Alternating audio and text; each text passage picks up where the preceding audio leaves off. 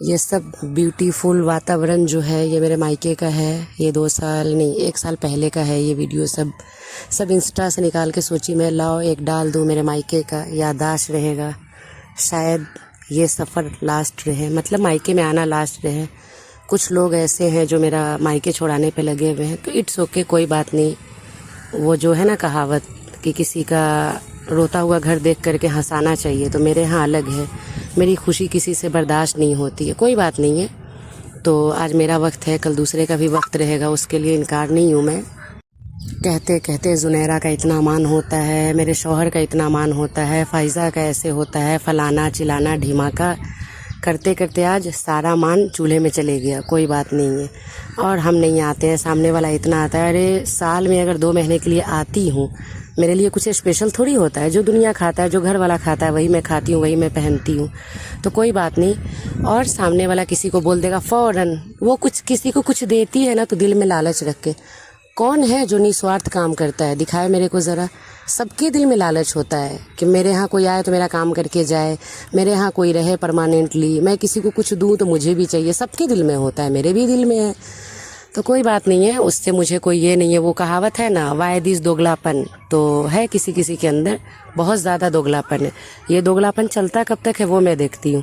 डर और गुरूर और घमंड, सबके अंदर गुरूर घमंड है, किसके अंदर नहीं है गुरूर घमंड? नहीं होता गुरूर घमंड तो लोग इतनी बड़ी बड़ी बात ही नहीं करते।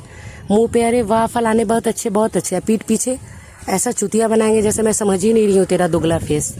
सब जानती हूँ, बस देखना ये है मेरे साथ, मेरे लाइफ के साथ खिलवाड़ किया गया। 10 साल मेरे शादी को हो रहा है, 13 साल, 2 साल पहले मेरे हस्बैंड से मेरी बात हुई थी। समझो पूरा 10 और 2 12 साल से मेरे साथ खिलवाड़ किया जा रहा है। उसको मैं बर्दाश्त कर करके अब नहीं। जैसे मेरे ज़िंदगी को तहस नहस बर्बाद किया गया है, मैं बगैर करे चैन का सांस ले नहीं सकती हूँ। और रहा अल्लाह ताला, मेरे आगे 2 बेटी है, मेरे बेटी को तो कोई छोड़ा ही नहीं है, कोई भी नहीं। कोई नहीं कह सकता है कि मैं छोड़ी हूँ मेरे बेटी को। जितना बोलना है बोल ले, एक बाल नहीं बाका होगा। क्यों? मैं भी बोली, तू भी बोली, बात बराबर हो गया। नीचे तू बोल रही है ना अल्लाह अल्लाह, ऊपर अल्लाह सब देख रहे हैं, कौन कितना पाक दामन है, कितना पाक साफ़ है। तो बस याददाश्त के लिए ये सब वीडियो बना रही हूँ, ताकि बच्चे मेरे बड़े हो तो देखे कि अरे वाह मेरा ननिहाल कितना वेरी नाइस, वेरी ब्यूटीफुल था, देखे सब, इसलिए। और वैसे तो ख़ास एडिटिंग नहीं आता है मुझे, थोड़ा बहुत आता है, तो वही सोची हूँ। अभी तो सीख ही रही हूँ मैं, क्योंकि लाइफ है, फैमिली है, बच्चे हैं। अब मैं फारिग तो हूँ नहीं, और मेरे हाथ के नीचे भी कोई नहीं है, तो अकेले सब कुछ करना संभालना। तो मैं सोची कि अरे चलो जितना आता है उतने ही में वीडियो बनाया जाए, डाला जाए। सबको याददाश्त चाहिए, और कुछ लोग को तो गवाह सबूत, रिकॉर्डिंग, स्क्रीनशॉट, अल्लाह, कुरान को तरजीह, कुरान के बारे में बोलते हैं। फलाना ऐसे करा, कुरान उठा लेने का, झूठ बोल देने का। बाप रे, जिसके दिल में कुरान का खौफ नहीं, वो घंटा किसी आदमी का अहमियत वैल्यू देगा। कहावत है ना, अरे उसकी सास तो इतना अच्छा बच्चा खिलाती है, उसका देवर इतना अच्छा करता है, तो सास के लिए बहू भी वैसे ही रोल अदा करती होगी। सास भी जब बहू के पास जाती है तो बहू तलेत्थी पर रखती है। मेरी सास दर दर भटकते नहीं रहती है।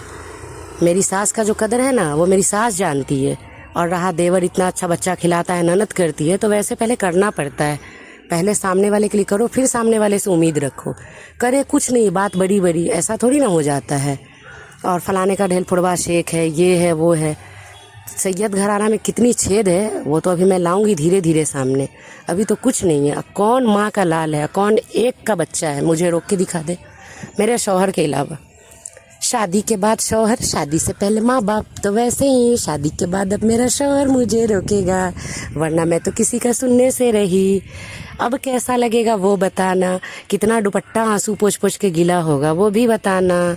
अब बताना मेरा कैसा लगा ये ट्रिक। मैं भी एडिटिंग सीख गई। बोलते हैं ना, वक्त